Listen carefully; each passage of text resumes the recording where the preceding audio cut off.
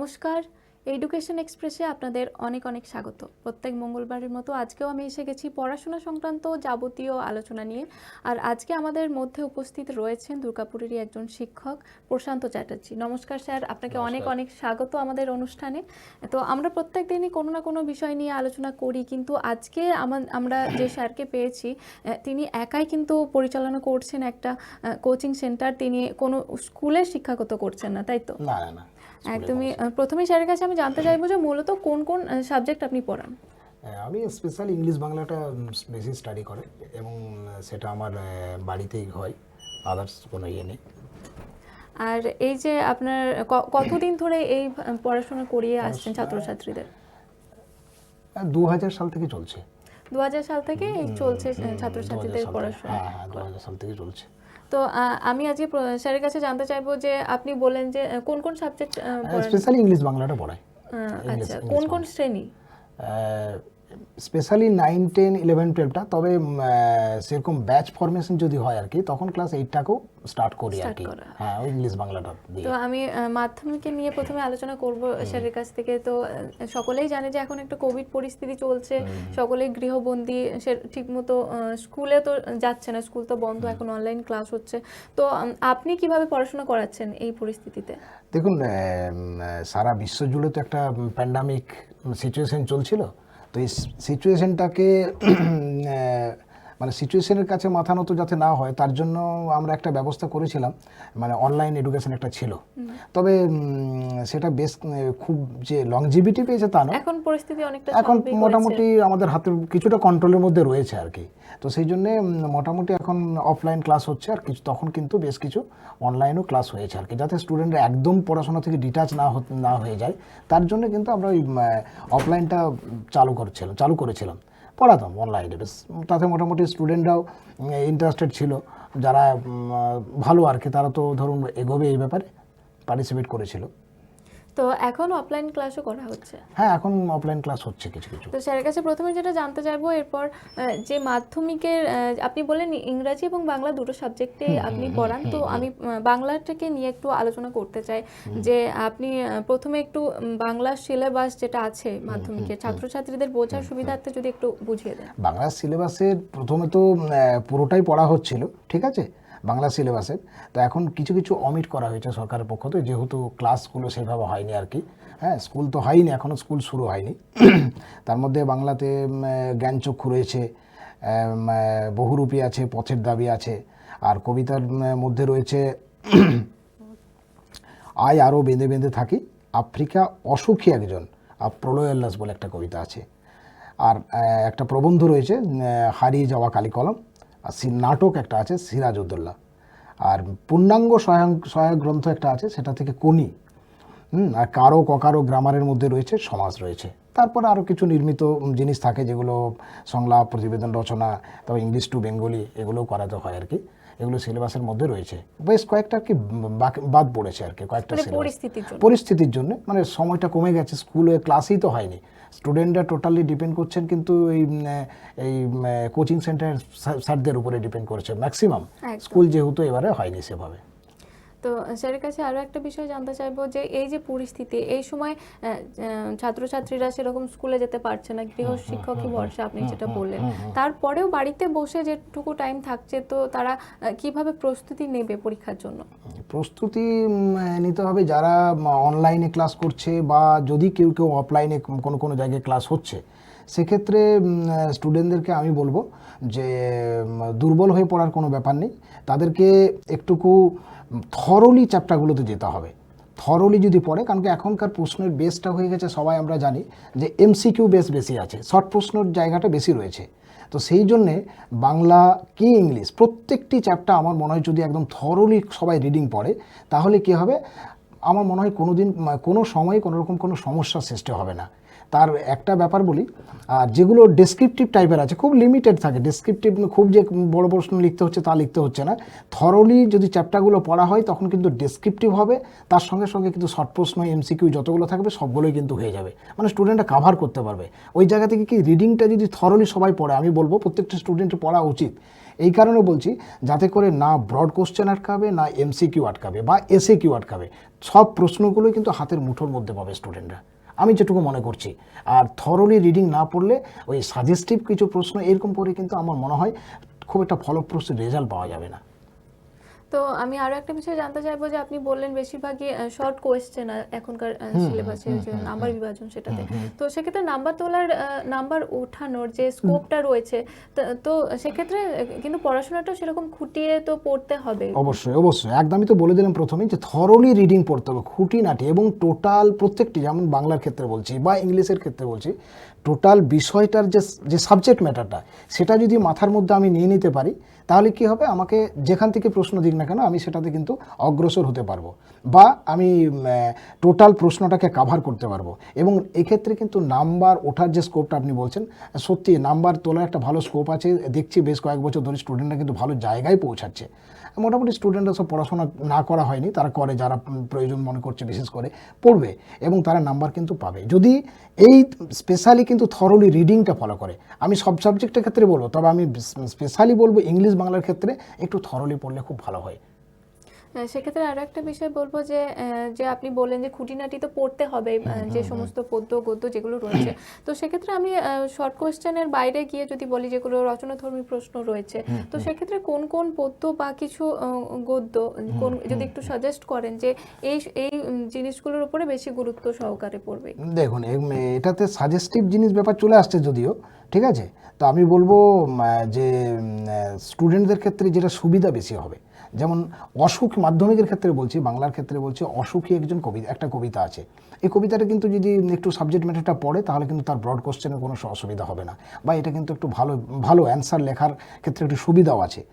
আর এদিকে মাইকেল মধুসূদন দত্তের লেখা অভিষেক বলে একটা কবিতা আছে, অভিষেক মাইকেল মধুসূদন দত্তের কবিতা মানে কিন্তু একটু ল্যাঙ্গুয়েজের দিক থেকে শক্ত থাকে ঠিকই, কিন্তু ওর ইনার মিনিং মানে যেটা বিষয়টা আর কি খুব সুন্দর, মানে স্টুডেন্টদের ব্রেনগুলোও কিন্তু আমি বলবো ওপেন করে, খুব খোলে আর কি, আমি যেটা মনে করি। এই কবিতাটা থেকে কিন্তু একটা ব্রড কোশ্চেন আসার সম্ভাবনা বেশ ভালো রকম আছে। আর এদিকে এটা একটু শক্ত কবিতা, যে সিলেবাসটা রেখেছে আফ্রিকা, আফ্রিকা কবিতাটা কিন্তু রবীন্দ্রনাথ ঠাকুরের একটু শক্ত কবিতা, তবে এখান থেকেও 3 মার্কসেরও কোশ্চেন থাকবে, আর ব্রড কোশ্চেন একটা থাকার সম্ভাবনা রয়েছে। আর 3টে গদ্য রয়েছে ওদের ক্লাস 10-এর আর কি, যারা মাধ্যমিক দেবে, হ্যাঁ, জ্ঞানচক্ষু, বহুরূপী আর পথের দাবি, এই 3টে থেকে পথের দাবি গল্পটা খুব ভালো করে পড়তে বলবো স্টুডেন্টদেরকে। আর এদিকে সহজের মধ্যে খুব ভালো, খুব সহজে মাথায় প্রবেশ করবে, সেটা হচ্ছে জ্ঞানচক্ষু গল্পটা খুব ভালো যদি পড়ে। বহুরূপী তো আছেই, শর্ট প্রশ্ন, 3টে আছে। এবারে দেখুন এখনো পর্যন্ত সেইভাবে ডিক্লারেশনটা আসেনি যে নাম্বার বিভাজনটা কোনটা থেকে কি করবে, অতএব এখনই সেই মতামতটা দেওয়াটা আমার মনে হয় ঠিক হবে না, ঠিক না, কারণ সেটা এখন অ্যানাউন্স হয়নি, বা সেটা কিন্তু বলবে খুব শীঘ্রই, হয়তো অ্যানাউন্স করবে নাম্বার বিভাজনটা কোনটা থেকে কত থাকবে। এবারে একটু অন্যরকম হতে পারে যেহেতু সিলেবাসটা একটু রিডিউস করে দিয়েছে। তো সেক্ষেত্রে আমি বলবো যে ইংরেজির ক্ষেত্রেও কি মানে একই ব্যাপার। ইংরেজির ক্ষেত্রে দেখুন, ইংরেজির ক্ষেত্রে যেটা আসে কি, একটা ওদের সিন তুলে দেয়, ঠিক আছে, সিন থেকে সিনটা ভালো করে স্টাডি, এমন টেক্সট বইটার, দেখুন আমি একজন টিচার হিসেবে বলাটা আমার ঠিক হবে না, কারণ কি অবশ্যই প্রত্যেকটি টেক্সট ভালো করে পড়ে মানে বোঝা দরকার আছে, প্রত্যেকটি টেক্সট, পাঠ্য বইয়ের কোনো বিকল্প নেই। কিন্তু ইংলিশের যে পরীক্ষাটা হয় মাধ্যমিকের, স্পেশালি মাধ্যমিকের ক্ষেত্রে বলছি, মানে টেক্সট বইটা থেকে খুব কম পরিমাণ মার্কসটা থাকে। এটার জন্য কি প্রয়োজন, সেটা হচ্ছে আপনার অ্যাকচুয়ালি ইংরেজিটা শিখতে হবে, ঠিক আছে, হাউ টু রাইট সামথিং, মানে কি করে কোনো কিছু ওই জায়গাটা। বাংলার ক্ষেত্রেও আমি বলবো যে বাংলার ক্ষেত্রে দেখুন, যেহেতু আমরা বাঙালি ছেলে, তো কোনো একটা বিষয় যদি একটু বুঝি তাহলে কিন্তু কিছু না কিছু লেখা যায়।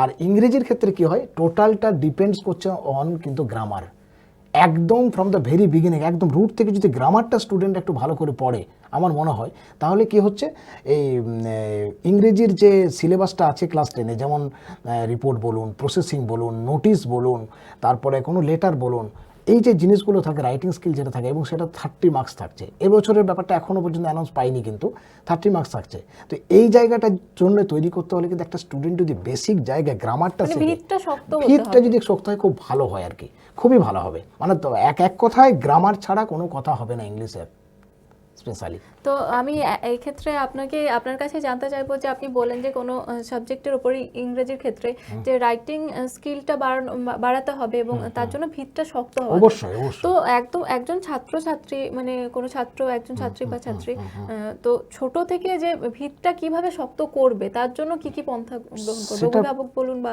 হ্যাঁ অবশ্যই আমি বলছি আপনাকে। দেখুন, প্রথম কথা হচ্ছে আমি যেটা মনে করি, একদম ভেরি বিগিনিং থেকে বলছি আমি, একটা স্টুডেন্টকে ফার্স্ট অফ অল রিডিংটা ভালো করে পড়তে শিখতে হবে। প্রথম রিডিংটা, এই রিডিংটা যদি ভালো করে কোনো স্টুডেন্ট ইংলিশ পড়তে পারে, তারপরে কিন্তু তাকে যেতে হবে গ্রামারের দিকে। আমি যদি রিডিং পড়তেই না পারলাম, আমি জুনিয়র ক্লাসের কথা যদি বলি, সেক্ষেত্রেও কিন্তু রিডিংটা মাস্ট। যেটা আমরা বাড়িতে প্রাইমারি সেকশনে মা বাবারা শেখায়, একটু কোনো জুনিয়র লেভেলের কোনো টিচার দিয়েও হয়তো আমাদের অনেক সময় রিডিংটা প্রথম শিখতে হয়। একটু রিডিংটা করার পর কিন্তু আমাকে গ্রামাটিক্যাল জায়গাটা খুব নিচু লেভেল থেকে শিখতে পারলে খুব ভালো হয়। মানে একদম বলতে গেলে আমি বলছি যেটা এ থেকে জেড পর্যন্ত, আমরা জানি তো কতগুলো লেটার আছে, সেইখান থেকে যদি শেখা হয়, এই লেটার শেখার পর ধরুন আসছে ওয়ার্ডের পর থেকে আসছে সেন্টেন্সের পর চলে যাচ্ছে কিন্তু আমি পার্টস অফ স্পিচ যেটাকে বলি, ঠিক আছে। এই পার্টস অফ স্পিচ জায়গাটা হলো, তারপরে চলে যেতে হবে যেটা মেন স্টেয়ার, ইংলিশের যে মেন স্টেয়ার, সেটা হচ্ছে কিন্তু আপনার টেন্সটা যদি ভালো করে আমরা সবাই পড়াশোনা করি, আমার মনে হয় প্রত্যেকটা স্টুডেন্টের এই জায়গাটা একটু ধ্যান দেওয়া দরকার। তাহলে কিন্তু ওকে পরবর্তীকালে এই যে 9-10 বলুন বা এইচএস বলুন, আরও আপার ক্লাসের ক্ষেত্রে বলছে, আটকানো খুব মুশকিল আছে। একদম। এক্ষেত্রে আমরা দেখতে পাই যে মাধ্যমিক বলুন বা উচ্চ মাধ্যমিক বলুন, একটু উঁচু ক্লাসের দিকে যে কোনো একটা প্রশ্নে কমন পেলো না বা কোনো রাইটিং যেগুলো আছে সেগুলো কমন পেলো না, তো সেক্ষেত্রে অনেক সমস্যার সম্মুখীন হতে হয় ছাত্রছাত্রীরা। তো যদি কারো কোনো স্টুডেন্টের রাইটিং স্কিলটা থাকে অলরেডি, তাহলে তাকে এই সমস্যার একদম সম্মুখীন একদম হতে মানে এই যে তখন কিন্তু সেই স্টুডেন্টের ভয়ের জায়গাটা থাকবে না। দেখুন, ইংলিশে কোনো কমন হয় না, আমি মনে করি ইংরেজিতে কোনো কমন হয় না, হয়তো দু একটা লেগে গেল আলাদা ব্যাপার, কিন্তু কমন বলে কিছু নেই ইংলিশে। আমি যেটা মনে করি প্রত্যেকটি স্টুডেন্টের ফার্স্ট অফ অল আবার বলছি যে থরলি রিডিং পড়া, গ্রামারের জায়গাটা একদম নিখুঁতভাবে পড়াশোনা করা। তাহলে কি হবে, ওর পরবর্তীকালে যদি কোনো জিনিস কমন নাও পায়, সাজেস্টিভ কিছু পেলো না, সে কিন্তু তার ক্যাপাবিলিটি থাকবে যে কিছু একটা লিখে আমি বেরিয়ে আসতে পারবো। আর আমি এটাতেই বিশ্বাস করি। কিন্তু আপনার সাথে ইংরাজি নিয়ে যখন আলোচনা করব, আমি মাধ্যমিকের জন্য বলছি, মাধ্যমিক ছাত্রছাত্রীদের একটু তো কোন কোন স্টোরি বা পোয়েট্রিগুলো একটু বেশি গুরুত্ব সহকারে পড়বে? দেখুন, ওদের তো আমি তো আপনাকে বলছি যে একটাই চ্যাপ্টার দেবে, তুলে দেবে সেখান থেকে, একটু হয়তো 10 মার্কসের থাকবে একটা সিন, আর একটা 10 মার্কসের থাকবে হয়তো পোয়েমস, ঠিক আছে, লিমিটেড আছে। ওইগুলো সবগুলো একটু ভালো করে পড়ে নেওয়া উচিত আমি মনে করি। তাহলে কী হবে, পরীক্ষার সাথে সাথে তার বাহ্যিক আরও অন্য কিছু জিনিস, বেশ কিছু স্টক অফ ওয়ার্ডও বাড়বে। এখানে কিন্তু বাছাবাছির জায়গাটা না থাকলে আমার মনে হয় বেশ ভালো হবে, যে আমি বেছে পড়লাম, দুটো চ্যাপ্টার পড়লাম, কিন্তু যদি ওই দুটো না লাগলো তাহলে তো আমার প্রবলেম হয়ে যাবে। অতএব সব চ্যাপ্টারগুলি একটু নিখুঁতভাবে পড়ে নিয়ে, তার মানে পরিষ্কার করে বুঝে নিয়ে পরীক্ষা হলে গেলে খুব ভালো হয়। আরো একটা বিষয় যেটা আপনি বলছিলেন কিছুক্ষণ আগে, যে আনসিন প্যাসেজের কথা, তো এইগুলো আনসিন প্যাসেজ গুলো তো মানে কমন পাওয়া তো মানে একদমই না না না না, একদমই না, একদমই তো না। সেক্ষেত্রে এই যে আনসিন প্যাসেজের জন্য কিভাবে তৈরি করবে ছাত্রছাত্রীরা? এটাকে তৈরি করার ক্ষেত্রে আপনাকে বাড়িতে বেশ কিছু আমাদের বই আছে, যেগুলো এবছর একটু সমস্যা হয়ে গেছে, টেস্ট পরীক্ষাটা হলো না মাধ্যমিকের, ঠিক আছে। তো টেস্ট পরীক্ষাটা না হওয়ার জন্য কি হচ্ছে, ওরা ওই যে টেস্ট পেপার বলে যেটা পেতো, এটা পায়নি। তবে বেশ কিছু বই আছে, সহায়িক প্রশ্নবিচিত্রা, এই সমস্ত বইগুলো থেকে যদি ওরা আনসিনগুলো একটু প্র্যাকটিস করে, আনসিনগুলো বা সেখানে পয়েন্টস দিয়ে পরে রাইটিং স্কিল দেওয়া থাকে, সেগুলো যদি একটু বেশি প্র্যাকটিস করে, কমনের চিন্তা ভাবনাটা বাদ দিয়ে পরে যদি ওগুলোতে লেগে থাকতে পারে, তাহলে আমার মনে হয় স্টুডেন্টরা সেই জায়গাটা রিকভারি করতে পারবে। মানে পুরোটাই প্র্যাকটিসের উপর, প্র্যাকটিসের কিভাবে উপর তারা চর্চা করবে। অবশ্যই অবশ্যই, একদম ইংরেজির সাথে। একদম একদম প্র্যাকটিস তো করতে হবে। সেক্ষেত্রে আমি বলবো কিভাবে এই চর্চাটা করবে, কিভাবে প্র্যাকটিসটা ধরে রাখবে ছাত্রছাত্রীরা এই প্র্যাকটিসটা পরিস্থিতিতে? ধরে রাখতে বলতে দেখুন, কোন কোন জিনিসগুলো ফলো করবে? প্রথম কথা হচ্ছে ভয়টাকে দূর করতে হবে, যে আমি পারবো না। অনেক স্টুডেন্ট এইটা করে কিন্তু জায়গাটা অ্যাটেমই করলো না, কিন্তু এই জায়গাটা করলে হবে না। কি করতে হবে, আমি যে বলেছি প্রথম আপনাকে, যে রাইটিং স্কিলে দরজা খুলতে গেলে প্রতিটি স্টুডেন্টকে প্রথমেই পা রাখতে হবে কিন্তু গ্রামারের জায়গাটা যদি যারা তৈরি করে নিয়েছে, তাদের ক্ষেত্রে কোনোদিন কোনো প্রবলেম হবে না। এবং এই রাইটিং লেখার ক্ষেত্রে আমি যেটা ইনস্ট্রাকশন স্টুডেন্টদেরকে স্পেশালি দিই, আমি সব স্টুডেন্টকেই বলছি, সবাই আমার কাছে স্টুডেন্ট আছে যারা মাধ্যমিক দিচ্ছে বা এইচএস দেবে, প্রত্যেকের উদ্দেশ্যে আমি বলছি, তাদেরকে বিশাল কোনো ল্যাঙ্গুয়েজ ইউজ করতে হবে না, সরল সিম্পল ইংলিশ ইউজ করে বিষয়টা যেন সঠিক থাকে এবং সেন্টেন্সটা যেন সঠিক হয়, কারেক্ট সেন্টেন্স, আমি যেন সঠিক সেন্টেন্স লিখতে পারি। এই জায়গাটা যদি স্টুডেন্টরা দেখে তাহলে আমার মনে হয় এই জায়গাটা রিকভারি হবে। মানে সেক্ষেত্রে আমি বলবো যে কোনো কোনো ছাত্র হ্যাঁ, বেশ কিছু বই আছে, সেই বই- বইগুলো ফলো করতে হবে। বই ফলো যেমন করে, আবার কাউকে কাউকে দেখা যায় যে আগের বছরের কোশ্চেন পেপার থেকে অনেকে অবশ্যই অবশ্যই 10 বছর 10 ইয়ার্সের যে কোশ্চেনগুলো আছে, যেটা নিউ সিলেবাসে পড়বে সেরকম কোনো কোশ্চেনগুলো যদি কেউ একটু কনসাল্ট করে নিতে পারে, আমার মনে হয় তাতে খুব ভালো হবে। আর টেস্ট পেপার যদি পুরনো থাকে, প্রশ্ন বিচিত্র যেগুলো পাওয়া যাচ্ছে, বা যদি নতুন কোনো বই আমাদের বাজারে আসে, সেই বইগুলো যদি একটু রাইটিং জায়গাগুলো প্র্যাকটিস করে বা আনসিনের জায়গাগুলো একটু বাড়িতে বারবার প্র্যাকটিস করে, তাহলে তার ভীতি বলে কিছু থাকবে না, সে কিন্তু পরীক্ষাতে এগোতে পারবে। আপনি যেটা বলছেন যে ভয় ছাত্রছাত্রীদের মানে, তো সেক্ষেত্রে আমি বলবো পরীক্ষার হলে গিয়ে, মাধ্যমিক তো মানে জীবনের প্রথম একটা এরকম বড় পরীক্ষা, তো সেক্ষেত্রে পরীক্ষার হলেও কিন্তু অনেক ছাত্রছাত্রী এই ভয়ের কারণে বলুন বা অনেক সময় এরকম হয় যে তারা কোন প্রশ্নটা আগে লিখবে কোনটা পরে লিখবে, বা টাইম ম্যানেজমেন্টের একটা প্রবলেম হয়। তো সেক্ষেত্রে বলবো একজন শিক্ষক হিসাবে আপনি কি বলবেন? আমি বলছি প্রথমত প্রশ্নটি ভালো করে পড়ে নিতে হবে, তাতে সেক্ষেত্রে হয়তো 10 মিনিট সময় আমার লাগতে পারে। আমি বলবো প্রথমে প্রশ্নটা ভালো করে সবাই পড়ে নিতে হবে, সকলকে পড়ে নিতে হবে। তারপরে প্রশ্ন চয়ন করতে হবে, আমি কোন প্রশ্নটি অ্যাটেন্ড করব। আমি বলবো স্টুডেন্টদেরকে যেটাতে ভাগ ভাগ প্রশ্ন থাকবে, শর্ট প্রশ্ন বেশি থাকবে, সেই জায়গাটাকে একটু রিকভারি করলে বেশি ভালো হয়। সেই প্রশ্নগুলো আগে অ্যাটেন্ড করুক এবং যেটা আমি পারবো সেটা নাম্বারিং করে আগে অ্যান্সার করে দিতে হবে। কারণ আমি এবার অপেক্ষা করলাম, এটা পাচ্ছি না, অনেকক্ষণ ধরে ভাবতে থাকলাম, তাহলে হয়তো সময়টা আমার অতিক্রান্ত হয়ে যাবে।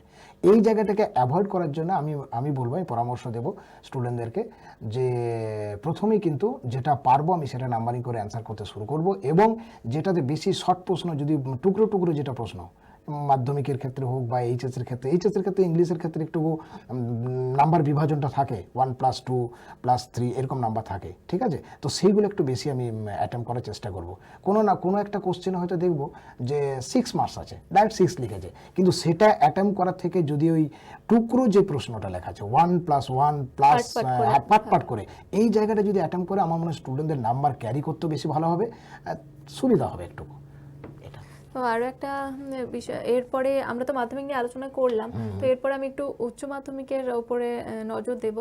স্যারকে বলবো যে প্রথমে একটু বাংলাটা নিয়ে আলোচনা করি, যে উচ্চ মাধ্যমিকের বাংলার যে সিলেবাস আছে এবং যে নাম্বার বিভাজনের কথাই বলছিলেন, তো সেটা একটু যদি বুঝিয়ে দেন। দেখুন, বাংলাতে ওদের বেশ কয়েকটা চ্যাপ্টার আছে, মানে বেশ কয়েকটা চ্যাপ্টার আবার বাদও দিয়েছে, কয়েকটা মানে খুব বেশি না। সাহিত্যের ইতিহাসের দিকে বাংলা গানের ধারাটা বাদ দিয়েছে, এবারে এই প্যান্ডামিক সিচুয়েশনের জন্য সরকার দিতে বাধ্য হয়েছে, যেহেতু স্কুলের সাথে কোনো কন্ট্যাক্ট হয়নি স্টুডেন্টদের ডাইরেক্ট। আর কে বাঁচে বলে একটা চ্যাপ্টার ছিল, খুব সুন্দর চ্যাপ্টার, যেটা বাদ চলে গেছে আর কি।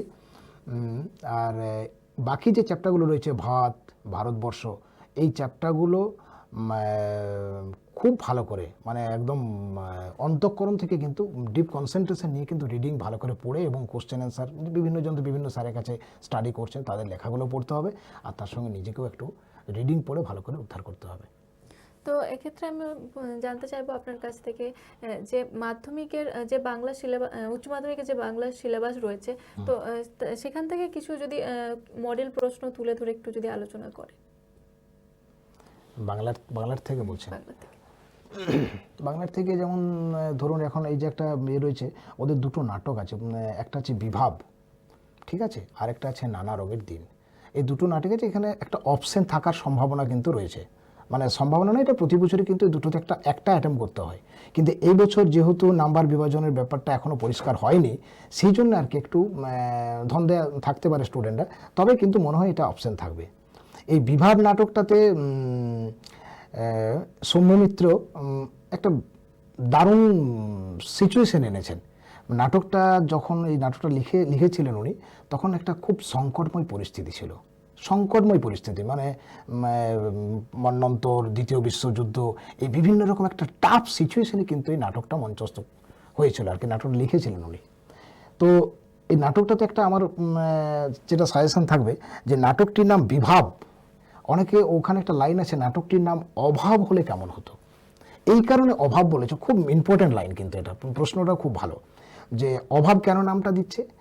মানে সৌম্যমিত্র, তৃপ্তিমিত্র এবং অমর গাঙ্গুলি যে তিনটে ক্যারেক্টার আমরা ওখানে পাই, পরিচিতি পাই, এই তিনটে ক্যারেক্টারের কোনো কিছুই নেই, কোনো স্টেজ নেই ভালো, মঞ্চ নেই যাকে বলছে আর কি, আলো নেই, ঝালট নেই, মানে কোনো সরঞ্জামই নেই, চেয়ার টেবিল নেই, কোনো কিছু নেই। কিন্তু একটা জিনিস ওনাদের মধ্যে ছিল, যেটা হচ্ছে নাটক করার বোকামিটা ছিল। খুব সুন্দর নাটক করার বোকামিটা ছিল। নাটক করবো, নাটক করার একটা মঞ্চস্থ ছিল, মানে মানুষকে কি করে মানুষের মন জয় করা যায় বা মানুষের মনে কি করে হাসির উদ্রেক আনা যায়, এই বিষয়টা ছিল। কিন্তু কোনো সিচুয়েশনের জন্য কি হচ্ছে, মানে অভাব ছিল অনেক কিছুর। তো একটা জায়গায় ছিল যে নাটকটার নাম বিভাব, কথার মানে হচ্ছে অ্যাকচুয়ালি বিশেষ ভাব। তো নাটকটাতে ওনারা বিভিন্ন প্রক্রিয়া, বিভিন্ন ভঙ্গিমায় নাটকটাকে মানে মঞ্চস্থ করার চেষ্টা করেছে। কিন্তু যখন দেখছে কোনো মতে হাসির উদ্রেক হচ্ছে না, তখন কিন্তু তারা একটা জায়গা থেকে বেরিয়ে এসে মানে বলছে এই চার দেওয়ালের ভেতরে কিন্তু কোনো জীবনের খোরাক তারা নাকি খুঁজে পাচ্ছে না, বলছে বাইরে যেতে হবে, বাইরে গিয়ে দেখতে হবে জীবনের খোরাক পাওয়া যায় কিনা। এবং আমি আবারও কথাটা বলছি যে নাটকটা যখন শুরু হয়েছিল তখন কিন্তু সিচুয়েশন, যেমন আমরা এই বছর একটা সারা বিশ্ব যেমন একটা ভীত সন্ত্রস্ত করোনা ভাইরাসের আক্রমণে একটা প্যান্ডামিক সিচুয়েশন চলছে, ঠিক সেরকম একটা পরিস্থিতির মধ্যে কিন্তু এই সৌম্য মিত্র এই নাটকটা লিখেছিলেন। এবং তিনি এই নাটকটির তিনটি চরিত্র যে দিয়েছিলেন, সৌম্য মিত্র, তৃপ্তি মিত্র আর অমর গাঙ্গুলি, তারা হাসির উদ্রেক খোঁজার জন্য বিভিন্ন ভঙ্গি অবলম্বন করার চেষ্টা করেছিলেন নাটকটিতে। প্রথম কথা হচ্ছে তারা একটা লাভ সিন করার চেষ্টা করে দেখেছিলেন, যে লাভ সিন করলে পরে যদি মানুষ হাসে, কিন্তু সেই জায়গায় দেখলো যে হাসির উদ্রেক খুব একটা আসছে না, হাসি সৃষ্টিকর, মানুষকে হাসাবো। আর তারপরে আরেকটা দেখেছে যে কান্নাকাটির কোনো যদি ইয়ে করে মানুষ কাঁদবে বা হাসবে, দুটোই যদি সিস্টেম তৈরি করা যায়, সেটাও কিন্তু হয়নি। তো যাই হোক, এই নাটকটার মোটামুটি সংক্ষেপ বিষয়টা আমি একটু হালকা বললাম আর কি। তো স্টুডেন্টদেরকে বলবো যে একটু নাটকটা রিডিং থরলি পড়ে দু চারটা প্রশ্ন যদি এখান থেকে ভালো করে স্টাডি করে, আমার মনে হয় ভালো হবে। যেমন লাভ সিন করার একটা প্রশ্ন বলছি, নাটকটির নাম বিভাব না রেখে অভাব রাখলে ভালো হতো, এই একটা প্রশ্ন ছিল। ঠিক আছে, এই কয়েকটা প্রশ্ন যদি একটু ভালো করে দেখে ভিতরগুলো একটু ভালো করে পড়ে, তাহলে খুব ভালো হবে। এরপর একটা কবিতা যেগুলো রয়েছে সেগুলো থেকে যদি একটা প্রশ্ন নিয়ে একটু আলোচনা করে এদের এই উচ্চ মাধ্যমিকের বাংলা সিলেবাস থেকে। উচ্চ মাধ্যমিকের কবিতাগুলো হচ্ছে মানে আপনার ওদের একটা ইয়ে আছে, আমি ওই জায়গাটা থেকে একটু আপনাকে বলে নিই আগে। ওদের একটা আমার বাংলা বলে একটা বই আছে, সেখানে বেশ কয়েকটা চ্যাপ্টার রয়েছে। যেমন ওখানে একটা চ্যাপ্টার আছে হাত বাড়াও, ঠিক আছে, ওটা সুভাষ মুখোপাধ্যায়ের লেখা আর কি। ওখানেও কিন্তু একটা ওই মন্বন্তরের প্রেক্ষাপটে একটা অভাব, মানে মানুষের দৈন্যদশার চিত্র ফুটে উঠেছে। একটা মানুষ কঙ্কালসার, ওই জায়গাটা একটু আমি বলবো ভালো করে পড়ুক, হাত বাড়াওটা। আর আরেকটা হচ্ছে আপনার ওই মাথার মাইন্ড আসছে না, ওই আমার বাংলা থেকে আমার বাংলা থেকে কি পাহাড়টা যেন কথাটা বলে আমি গেলাম। জানতে চাইবো যে এই যে আমার বাংলা একটা আলাদা টুকরো রয়েছে, একটা টুকরো তো চ্যাপ্টার। সেক্ষেত্রে আমার বাংলা থেকে কি সমস্ত যে গল্প কবিতা না যেগুলো রয়েছে সব সমস্তগুলো না, ওখান থেকে এত বাদ দিয়েছে। আপনার কলের কলকাতা একটা বাদ দিয়েছে, একটা বাদ গেছে, আর বাকিগুলো রয়েছে ওই একটা আপনার হাত বাড়াও একটা রয়েছে, আর হ্যাঁ ছাতির বদলে হাতি, চ্যাপ্টারটা খুব ছোট্টর মধ্যে, কিন্তু যদি কেউ স্টুডেন্ট একটু পড়ে নেয়, খুব সহজভাবে অ্যান্সার লিখে দিয়ে চলে আসতে পারবে, মানে খুব সহজ যদি রিডিংটা ভালো করে পড়ে নেয়। এবং এই দুটোর ক্ষেত্রে বলছে হাত বাড়াও আর ছাতির বদলে হাতি। আমি বলবো সব স্টুডেন্টদের বেশিরভাগ ক্ষেত্রে কিন্তু এই দুটো চ্যাপ্টার উপর একটু ভরসা করলে ভালো হয়, কারণ কি অ্যান্সার লেখার ক্ষেত্রে একটু সুবিধা বেশি আছে। খুব একটা বিশাল কিছু চিন্তাভাবনার মধ্যে ডুবতে হবে না, বিষয়টাকে ধরে নিতে হবে আর কি। মানে যে বইটা তো দুটো মানে আমার বাংলার জন্য একটা আলাদা টুকরো রয়েছে, হ্যাঁ একটা আলাদা টুকরা সুভাষ মুখোপাধ্যায়। আর কিছু আছে আপনার সাহিত্যের ইতিহাসের কিছু জিনিস আছে, সেগুলো তো ধরুন বইটা থরলি পড়ে অনেক সময় সম্ভব হয় না, কিন্তু কিছু সাজেস্টিভ প্রশ্ন সেক্ষেত্রে অ্যাটেম্প পড়তে হবে। তো এক্ষেত্রে আমি জানতে চাইবো আপনার কাছ থেকে যে উচ্চ মাধ্যমিকের যে বাংলা সিলেবাস রয়েছে তার মধ্যে কি প্রবন্ধ রচনা কিছু? অবশ্যই আছে, প্রবন্ধ রচনা আছে, কিন্তু অনেকগুলো অপশন থাকবে, তার মধ্যে হয়তো একটা অ্যাটেন্ড করতে হবে ওদেরকে, তার মধ্যে একটি অ্যাটেন্ড করতে হবে। তো সেখানে প্রবন্ধ রচনাও থাকবে, আপনার বায়োগ্রাফি যেটাকে আমরা বলি জীবনী, তার পয়েন্টস দেওয়া থাকবে। কোনো স্টুডেন্ট যদি কথা মানে আমি একটা কথা বলছি, হয়তো রচনাটা কমন পেলো না, ঠিক আছে, তবে 2-4-5টা রচনা করে যেতে হবে। যদি রচনাটা লেখে তার নাম্বারটা কিন্তু বেশি ক্যারি করবে, ঠিক আছে। এবার শেষের দিকে থাকছে জীবনীটা। এবার জীবনীর কি তাদের সমস্ত তার পয়েন্টসগুলো সব দেওয়া থাকবে, কর্ম, তার কি অ্যাক্টিভিটিস ছিল, জন্ম, প্লেস অফ বার্থ, সমস্ত কিছু, বাবার নাম, সমস্ত কিছু দেওয়া থাকে। এবার সেখান থেকে একটা জায়গায় তৈরি করা যায়, কিন্তু যে ওয়ার্ডটা আমার দরকার ছিল সেটা হয়তো সবসময় সেটা ক্যারি করে না। সেই জন্য আমি বলবো যে ওটা তো থাকছেই, ওটা তো আমাকে করতে হবে। একদম নর্মাল স্টুডেন্ট যারা থাকে তাদের জন্য ওটা ভালো, বেশ ভালো। আর রচনার জন্য অন্তপক্ষে বেশ কিছু যেগুলো আমরা মোটামুটি জেনারেলি করিয়ে থাকি, বিজ্ঞান ভিত্তিক একটা রচনা কিছু করলো, বিজ্ঞান ভিত্তিক রচনা 2-3 রকমের করা থাকলে মোটামুটি একটা চান্স থাকে আর কি। তারপরে কোনো মনীষী, তারপরে পরিবেশের উপরে কিছু, এগুলো মোটামুটি অ্যাটেম্প করতে হবে। তো আরো একটা বিষয় জানতে চাইবো আপনার কাছ থেকে, যে যে নাম্বার বিভাজনটা রয়েছে, যে উচ্চ মাধ্যমিকের 80 নাম্বার শুধু রাইটিং এর জন্য, এবং 20 নাম্বার প্রকল্প প্রজেক্টটা থাকে। প্রকল্প রূপায়ণের যে 20 নাম্বার থাকে, সেটাতে এই 20 নাম্বারই পাওয়ার জন্য কি কি পন্থা অবলম্বন করবে? 20 নম্বর পেতে গেলে দেখুন, এটা তো আমাদের স্কুলের স্যারদের হাতেই মোটামুটি থাকে, যারা স্কুল টিচার রয়েছেন ওনাদের হাতে থাকে। তার মধ্যে একটু পরিষ্কার পরিচ্ছন্নতা, যে জিনিসগুলো সাজানো গোছানো, যেগুলো নিডস দরকার, প্রয়োজন, সেই জায়গাগুলো একটু ভালো করে মার্কিং করলে কিন্তু ওটা 20-তে 20 অনেক সময় দেয়। আর তারপরে কি স্টুডেন্টের একটা ক্যাপাবিলিটি থাকে, সেই অনুযায়ী কিন্তু 20 নম্বরটা ম্যাক্সিমাম ক্ষেত্রে গেইন করে যায় সব স্টুডেন্টরাই। এরপর আমি উচ্চ মাধ্যমিকের ইংরাজি যে সিলেবাস রয়েছে সেটাকে নিয়ে একটু আলোচনা করব। তো সে ইংরাজি সিলেবাসটা এবং নাম্বার বিভাজন কি, নাম্বার বিভাজনটা কিন্তু এখন সেটা এখনো বলা যাচ্ছে না। তবে যেহেতু খুব একটা চ্যাপ্টার কমায়নি, 2-3টে চ্যাপ্টার বাদ দিয়েছে আর কি, ঠিক আছে। একটা ড্রামা আছে, আর কয়েকটা প্রোজ রয়েছে, আর কবিতা, পোয়েমস রয়েছে 3টের মতো আর কি, ঠিক আছে। তো আর একটা ড্রামা আছে যেটা হচ্ছে প্রপোজাল, অ্যান্টন চেকোভের লেখা। আর এদিকে আইস হ্যাবিট আছে, স্ট্রং রুট, আর এদিকে কবিতা রয়েছে অ্যাজলিপ ইন দ্য ভ্যালি, হ্যাঁ, আর স্যাল আই কম্পেয়ার দি, এরকম বেশ কয়েকটা রয়েছে। তবে এই ক্ষেত্রে বলবো স্টুডেন্টদেরকে যে যেহেতু এই এইচএসের সিলেবাসটাতে অনেক স্টুডেন্ট কি হচ্ছে, ভেতরগুলো পড়তে চাইছে না, আর পড়ে না আর কি। আমাদের একটা দায়িত্ব থেকে যায়, আমরা কিন্তু রিডিংটা ভালো করে পড়িয়ে নেওয়া দরকার, বা পড়তে হবে স্টুডেন্টদেরকে। কারণ ওই একই প্রশ্ন চলে আসছে, এখানেও কিন্তু একটা এমসিকিউ এর একটা বিরাট সুযোগ আছে। 3-4-এ 12 নম্বর থাকছে এমসিকিউ, ঠিক আছে, যেটা আমি প্রিভিয়াস ইয়ারের কথা হিসাবে বলছি আর কি, জানি না এই বছর হয়তো বাড়তে পারে বা কমতে পারে। তো 3-4-এ 12 নম্বর মার্কস থাকছে, আর 4-4-8 থাকবে এসএ কিউ, 5টা ব্রড প্রশ্ন থাকবে, ঠিক আছে। তো এই যে এসএ কিউ বলুন আর ওই এমসিকিউ বলুন, এটা পড়তে গেলে কিন্তু আমাকে চ্যাপ্টারটি ভালো করে পড়তে হবে, একদম thoroughly neat and clean reading পড়তে হবে, নাহলে কিন্তু হবে না। আর কবিতা যেগুলো আছে তার ভেতরে প্রবেশ করতে হবে, সাবজেক্ট ম্যাটারটা কিন্তু মাথায় রাখতে হবে। আর কিছু প্রশ্ন তো মুখস্থর দিকে করতে হয় স্টুডেন্টদেরকে, করার কিছু থাকে না, সবাই তো আর ক্যাপাবিলিটি থাকে না যে একদম বানিয়ে বানিয়ে সমস্ত কিছু লিখে নিতে পারে। রাইটিং আমি তো আপনাকে আগেই বলেছি, ওই জায়গাটা সবারই কিন্তু কংক্রিট নয়। কোনো স্টুডেন্টকে আমি ছোট করছি না, কিন্তু সবাই সেটা হয়তো পারে না, বা তার সেই লোয়ার জায়গাটাতে হয়তো সেটা তাকে করানো হয়নি, শেখানো হয়নি। তার জন্য কি হয়, প্রশ্ন তৈরি করার ব্যাপারে, মানে প্রশ্নের অ্যান্সার, ব্রড কোশ্চেনের ক্ষেত্রে কিন্তু তাকে একটু কনসাস থাকতে হবে। কারণ সেন্টেন্সটা সঠিক এমনি লিখলে তার হবে না, কারেক্ট সেন্টেন্স লিখতে হবে। তো আমি এক্ষেত্রে ইংরেজির ক্ষেত্রেও বলবো যে স্টোরি রয়েছে, যে স্টোরিগুলো রয়েছে, তো সেক্ষেত্রে সেখান থেকে যদি একটা প্রশ্ন তুলে একটু আলোচনা করে। দেখুন, ওদের ইয়েটা রয়েছে আইস হ্যাবিট, ঠিক আছে। আর এখানে আছে আপনার স্ট্রং রুট বলে একটা চ্যাপ্টার আছে। স্ট্রং রুটস আব্দুল কালামের, রিটেন বাই আব্দুল কালাম।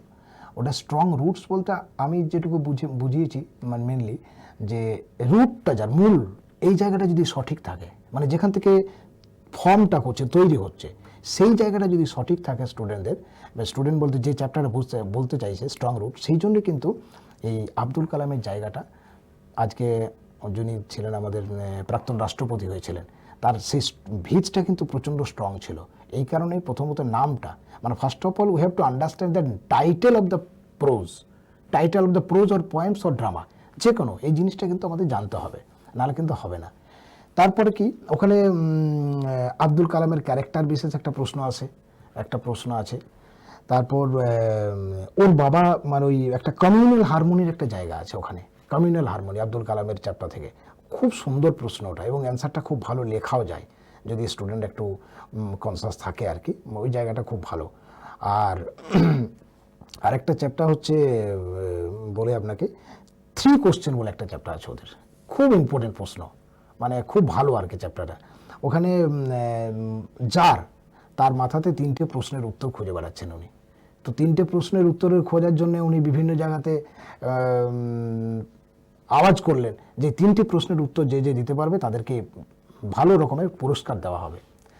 তো বিভিন্ন জ্ঞানী গুণী লার্নম্যানরা চলে এলেন, কিন্তু দে অ্যান্সার্ড অল ডিফারেন্টলি, তারা বিভিন্নভাবে উত্তর দিল বিভিন্ন রকম, যার জন্য কি হচ্ছে মানে উত্তরটা কিন্তু মানে যার was not satisfied with their answers, মানে তাদের উত্তরে কিন্তু স্যাটিসফাইড হলো না।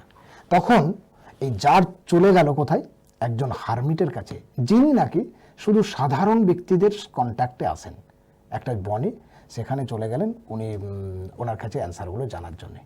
এইবারে এই যার কিন্তু ওই হারমিটের কাছে গিয়ে প্রশ্ন উপস্থাপন করার পর তিনি কিন্তু কোনো উত্তর দিচ্ছেন না, ঠিক আছে, আমি গল্পটা একটু এক্সপ্লেন করে দিচ্ছি আর কি। তিনি কোনো উত্তর দিচ্ছেন না, কিন্তু তার যে কর্ম, সেই কর্মের মাধ্যমে কিন্তু উত্তরগুলো অলরেডি বলা হয়ে যাচ্ছে। সেই কর্মের মাধ্যমে যখন যেটা প্রয়োজন তখন সেটা করতে হবে, এরকম ধরনের ব্যাপার ছিল। তো ওখান থেকে আমি বলছি যে ওই যে দ্য জার উন্ডেড একটা ম্যানকে নার্স করেছিল, উন্ডেড ম্যানকে, ওই একটা প্রশ্ন, খুব ভালো প্রশ্ন। আর 3টে কোশ্চেন কী কী ছিল জারের, এবং 3টে কোশ্চেনের যে অ্যান্সারগুলো দিয়েছিল তার একটা বর্ণনাটা যদি ভালো করে করে তাহলে মোটামুটি একটা জায়গা আসবে। এগুলো মোটামুটি আমি বললাম আর কি। পোয়েট্রি থেকে কোন কোনগুলো বেশি ইম্পর্টেন্ট? পোয়েট্রি থেকে তো অন কিলিং এ ট্রিটা বাদ দিয়ে দিয়েছে, ঠিক আছে, অন কিলিং এ ট্রিটা বাদ দিচ্ছে, আর এটাও মনে বাদ দিয়েছে। ওখানে আছে অ্যাজলিপ ইন দ্য ভ্যালি আছে, আর শ্যাল আই কম্পেয়ার দিয়ে আছে।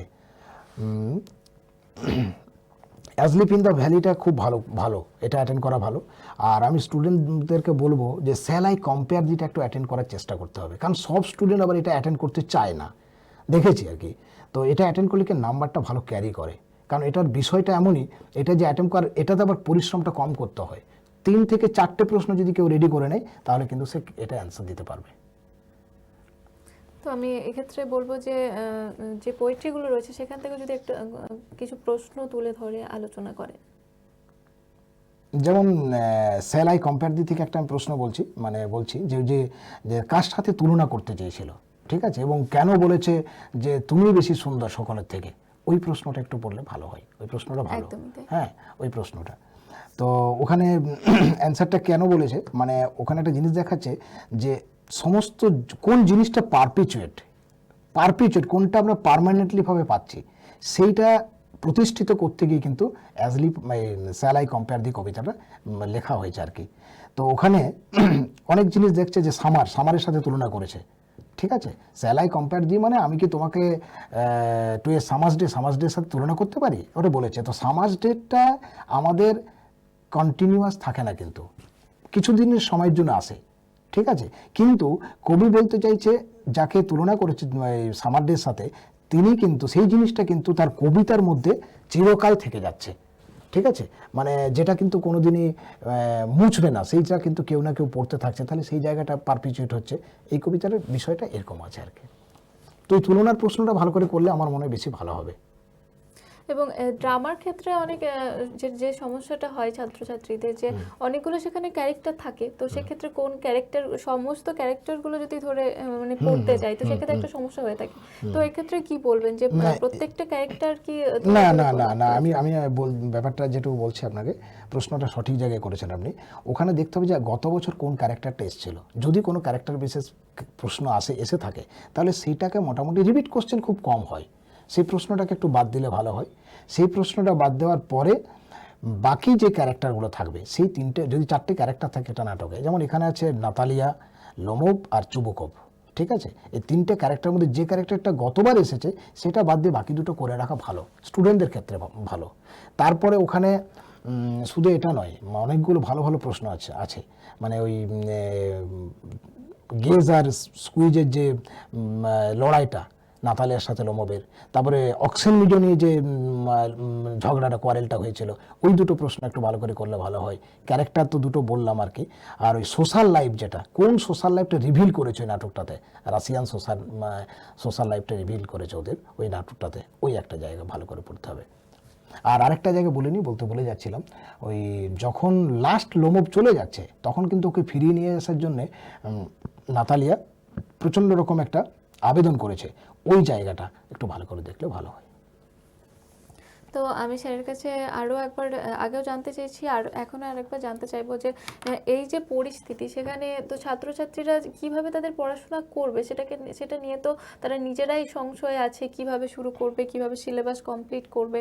তো যারা মাধ্যমিক বা উচ্চ মাধ্যমিক পরীক্ষা দিচ্ছে তারা কিভাবে এই পরিস্থিতিতে প্রস্তুতি নেবে, সেক্ষেত্রে যদি কিছু বলে ছাত্রছাত্রীদের। এটাতে আমি প্রথম কথা বলবো, স্টুডেন্টদেরকে বলবো ভয়টাকে তাড়িয়ে দিতে হবে। 1 নম্বর, আমি বলছি বেশ কিছু প্রতিবন্ধকতা রয়েছে স্টুডেন্টদের সামনে এবছর আছে, কিন্তু তারা বাড়িতে ভালো করে মন দিয়ে স্টাডি করেছে নিশ্চয়ই এতদিন, আর করবেও বা করছে। এখনও যে সময়টা রয়েছে আমাদের হাতে অনেকখানি সময় রয়েছে এখনও, ঠিক আছে? অতএব ভয়ের কিছু ব্যাপার নেই স্টুডেন্টদের। স্কুলের সাথে হয়তো সংযোগটা হয়নি, আমরা জানি কেন হয়নি, সেটার আমি রিপিট করছি না। তো আমি বলবো যে গৃহশিক্ষক রয়েছেন, যে গৃহশিক্ষক তার সাথে একটু গুরুত্ব দিয়ে কথাবার্তা বলে বা কোনভাবে কীভাবে পড়লে একটু ভালো হয় সেটা যেন একটু ওনার সাথে একটু কনসাল্ট করে।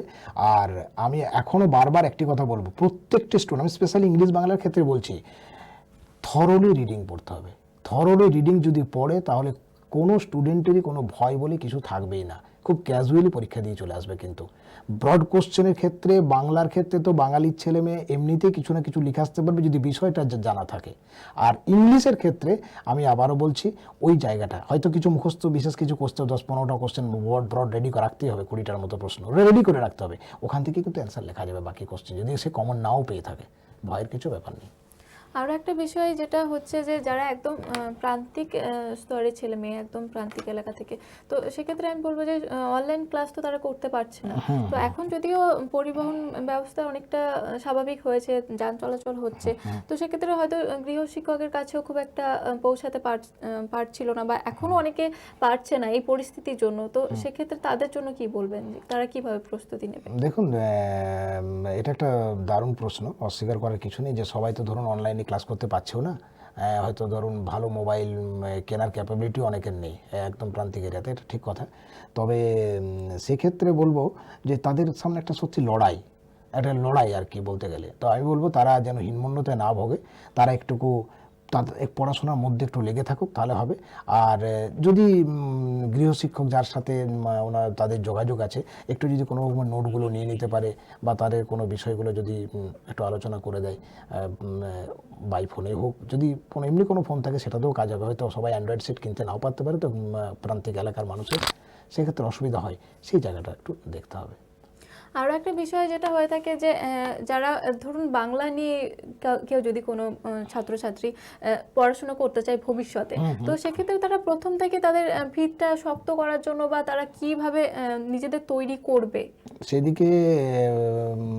সেই দিকটা নজর দিতে গেলে এটা ভালো প্রশ্ন যে তাকে বাংলা ভাষাটা থেকে একটু নজর দিতে হবে। বাংলা ভাষাটাকে আমি যেটা মনে করি, কীভাবে লিখবো, মানে ভালো করে, এই যে আমি আবারও আপনাকে বলছি থরলি রিডিং পড়তে হবে। আজকে যদি আমি মাধ্যমিক লেভেল, এইচএস লেভেল বিষয়গুলোই জানলাম না, তা আমি তো কিছু লিখতে পারবো না।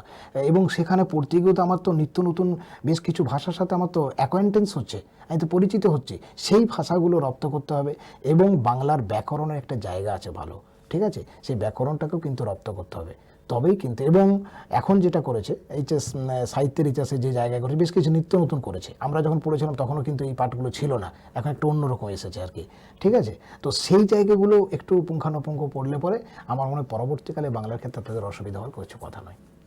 এবং ইংরেজির ক্ষেত্রে যে সমস্যাটা হয় ছাত্রছাত্রীদের, হয়তো কোনো একজন বাংলা মিডিয়াম স্কুলের ছাত্র, তো তারা প্রথমে যেভাবে ইংরেজিটাকে পড়েছে, তারপরে যখন তারা একটু উঁচু স্তরে পড়াশোনা করতে যায়, তো সেক্ষেত্রে ইংরেজির ক্ষেত্রে অনেকটা বাধা হয়ে দাঁড়ায়। তো সেক্ষেত্রে আপনি কি বলবেন? হ্যাঁ, বুঝতে পারছি, কিন্তু এটা আমি কিন্তু খুব একটা বাধা মনে করি না। তো কেন বলছি, প্রথম কথা সাহস, আর দ্বিতীয় কথা হচ্ছে যারা আমি নিজে বেঙ্গলি মিডিয়ামে পড়েছি, ঠিক আছে, কিন্তু বেঙ্গলি মিডিয়ামে পড়লেও আমি কিন্তু ইংলিশ মিডিয়াম পড়াই, প্লাস কিন্তু 11-12 ইংলিশ পড়াই, মাধ্যমিক তো পড়াই, কিন্তু ওই জায়গাটা ভয় করলে চলবে না। হয়তো কম বেশি জ্ঞান থাকে, সবাই তো সব জিনিসটা, টু আর ইজ হিউম্যান, মানুষ মাত্রই ভুল হয়, এটা আমরা জানি।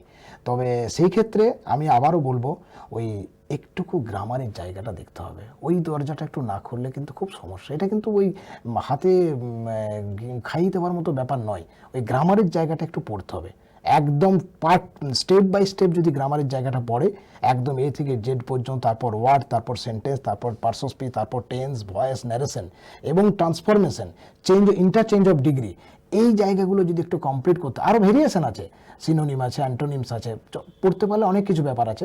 সবাই সবটাতে সবসময় এতগুলো বিষয় তো সামলাতে পারে না। তো এই জায়গাটা ঠিক একটু নজর দিলে আমার মনে হয় সেই ছেলেদের কোনো প্রবলেম হবে না।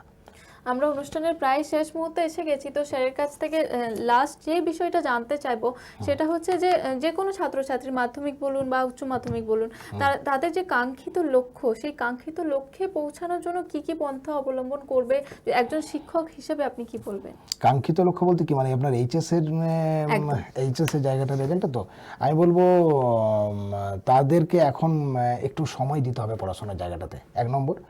আর যে জায়গাগুলোতে আমি বলবো প্রত্যেক স্টুডেন্টের কাছে, এটা আমার একটা রিকোয়েস্টও বলবো, যে তারা যেন একটু মোবাইলটা থেকে দূরে থাকে। মোবাইলটা থেকে একটু দূরে থাকলে একটু ভালো হয়, মানে মাইন্ড ফাইন্ড ফ্রেশ করার জন্য মাঝে মধ্যে ইউজ করতে পারে, কিন্তু আমি বলবো ওই জায়গা থেকে একটু অ্যালোপ থেকে পড়ে টেক্সটের সাথে একটু সংযম বাড়াতে হবে। যে যেমন বিষয় পড়ে, আমি ইংলিশ বাংলার ব্যাপারটাই বলছি আর কি, টেক্সটের সাথে একটু সংযম রাখতে হবে ভালো করে, বেশ যত্নশীলভাবে, ঠিক আছে? আর যে সমস্ত কোচিং সেন্টারে যেখানে পড়ছে বা গৃহশিক্ষক আছে, ওনাদের অ্যাডভাইসটা একটু ফলো করতে হবে, তাহলে আমার মনে হয় he or she will overcome. একদমই, অসংখ্য ধন্যবাদ স্যারকে আজকে আমাদের অনুষ্ঠানে আসার জন্য। তো আজকে অনুষ্ঠান আমাদের এখানেই শেষ করতে হবে, পরবর্তী মঙ্গলবারে কিন্তু আবার একটা অন্য কোনো সাবজেক্ট নিয়ে আলোচনা করব। আজকে এডুকেশন এক্সপ্রেস এই পর্যন্তই।